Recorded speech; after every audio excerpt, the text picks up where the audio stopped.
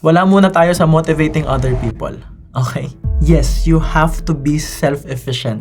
Because again, one example, pag sobrang bilis ng takbo ng mundo, makikita mo sobrang bilis ng takbo ng ibang negosyo, feeling mo mapag-iiwanan ka. Tapos ikukumpara mo yung sarili mo sa ibang tao. Tapos may makikita ka pang mas bata sa'yo pero mas mayaman sa'yo. Mas bata sa'yo pero mas malaki yung negosyo. So kailangan kaya mong i-motivate yung sarili mo.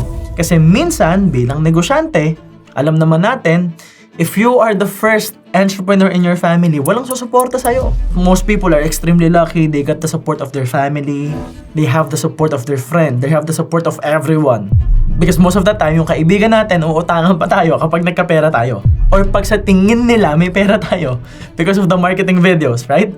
So bottom line, kung nagsisimula kang magnegosyo, wala ka pang community, wala ka pang structures, hindi mo pa alam kung sino yung mga tamang kakaibiganin mo, kailangan matutunan mo munang i-motivate yung sarili mo.